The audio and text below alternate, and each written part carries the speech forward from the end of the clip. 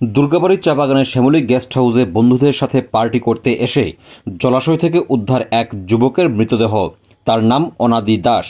মঙ্গলবার apex academy নামে একটি কোচিং সেন্টারের সহপাঠীরা এই গেস্ট হাউসে এসেছিল পার্টি করার জন্য।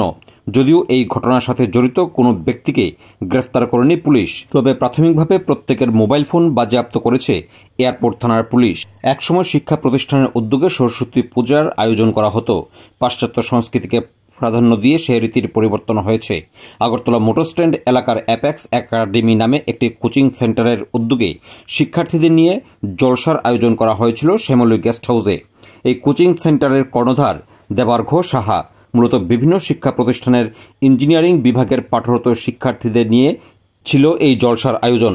এতে উপস্থিত ছিল রুদ্র দাস, শুভ্রনীল দেবনাথ, অঙ্কিত দাস, অরূপ সরকার, দেবজিৎ ভৌমিক, অনুরূপা দেব, স্নিগ্ধা দেব, সিদ্ধার্থ বারবি দেবনাথ, অনন্দিতা দাস, শুভজিৎ দাস এবং অনাদি দাস। এই জলসা অর্গানাইজ করেছিল অ্যাপেক্স একাডেমির কর্ণধার দেবার্ঘ সাহা। এদিন দিনভর সমস্ত ছাত্রছাত্রীরা রঙিন জলসায় মেতেছিল।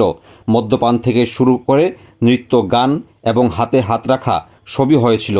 এরই মধ্যে প্রথম জলাশয়ে নামে অনাদি দাস।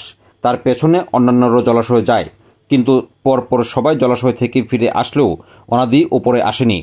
তার সাথে ছিল অপর এক যুবক। জলাশয় থেকে ওপরে চলে আসে, কিন্তু অনাদি ফিরে না আসার প্রায় এক ঘন্টা পর শুরু হয় খোঁজাখুঁজি। এরই মধ্যে জলাশয় থেকে উদ্ধার হয় তার মৃতদেহ। ঘটনাস্থলে আসে এয়ারপোর্ট থানার পুলিশ এবং দমকল বাহিনী। জলাশয় থেকে মৃতদেহ উদ্ধার করে নিয়ে যাওয়া হয় হাসপাতালে। চিকিৎসকরা তাকে মৃত বলে ঘোষণা করে। এই ঘটনার পেছনে কোনো রহস্য রয়েছে কিনা সেটি খুঁজে দেখার চেষ্টা করছে তদন্তকারী পুলিশ। প্রাথমিকভাবে প্রত্যেকের মোবাইল ফোন বাজেয়াপ্ত করেছে পুলিশ। পাশাপাশি শ্যামলী গেস্ট হাউসে সিসি ক্যামেরার হার্ড ডিস্ক বাজেয়াপ্ত করা হয়েছে বলে জানিয়েছেন এয়ারপোর্ট থানার তদন্তকারী পুলিশ অফিসার। বুধবার সমস্ত শিক্ষার্থীদের এবং অভিভাবকদের এয়ারপোর্ট থানায় সকালে আসার জন্য নির্দেশ দেওয়া হয়েছে এয়ারপোর্ট থানার তরফে। মঙ্গলবার আনুমানিক 7:30 নাগাদ সাংবাদিকদের মুখোমুখি হয়ে বিস্তারিত জানিয়েছেন এয়ারপোর্ট থানার তদন্তকারী পুলিশ আধিকারিক।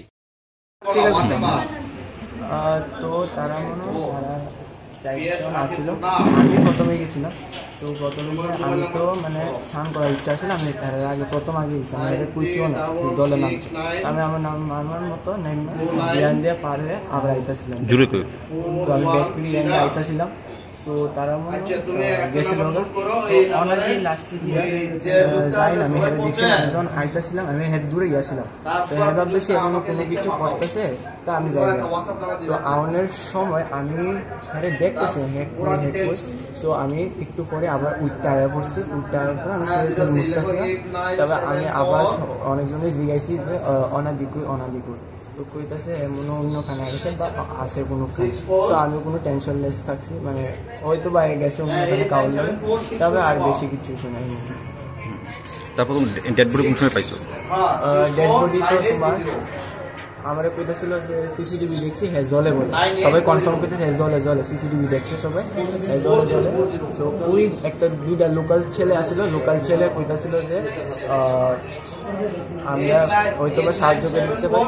তো হঠাৎ করে দেখছি যে এখানে পড়ে রয়েছে, তো হেরা দুইজনই কিনলে গেছে। তো বাকিটা আমরা সবাই কইতেছি হের বুকে চাপ দেওয়ার লিগে, তো আমরা বাকি চাপ অনাদি দাদের সঙ্গে গেছিল পুকুরে, তারা নাম কি?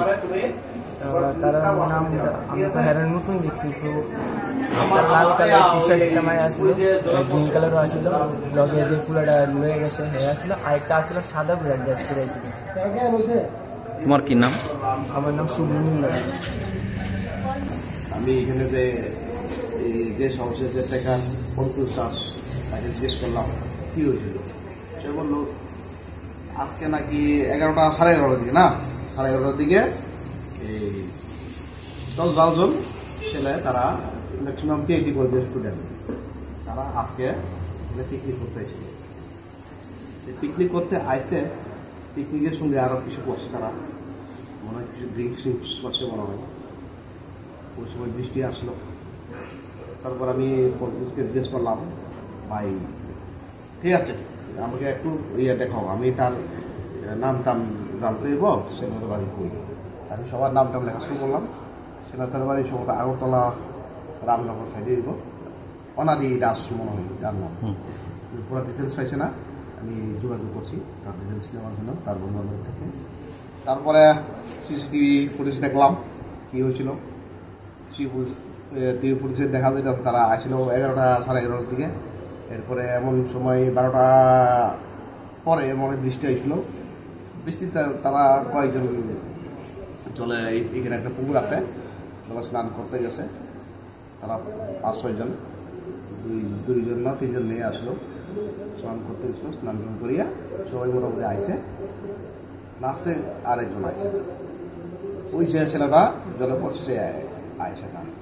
এরপরে তারা বন্ধু বান্ধব খোঁজাখুঁজি করছে, সে আইসে না। তারপরে আপনারও খবর দিল না, আমরা আইলাম, চাইছে উদ্ধার করা হলো। তারপরে বর্তমানে জীবিত চিকিৎসা পাঠানো হয়েছে। তারপরে আর কি হয়েছে এটা আমি এখন নিজের তো খবর পাচ্ছি না, এখন কি এসে গেলে খবর পাওয়া যাবে। এমনিতে প্রাথমিকভাবে যে তদন্ত করলেন সেখানে সাসপেক্টেড কিছু পাওয়া গেছে ঘটনার সাথে? সাসপেক্ট তো এখানে পাইছি না, এমন এই সিসিটিভি পুলিশ দেখছি, সবার সঙ্গে ইয়ে করছি। মনে হয় হয়তো সে সাঁতার না জানতে পারে, এর মধ্যে সে কিছু ইউজ করছে ড্রিঙ্কস, এই দুটোটা হয়তো মিশিতে ইয়ে হইতে পারে। এখন ওইটা সত্যি বলতে পারছি না, আমাদের ইনকোয়ারি চালিয়ে থাকবে। এবার আমি এখান থেকে সিসিটিভি হার্ড ডিস্কও নিয়ে যেতেছি, আমাদের অথরিটির আদেশ অনুযায়ী আমি এখন পিএসসি নিয়ে যেতেছি, আমি আপনাদের সাথে হ্যান্ড ওভার করে দেবো।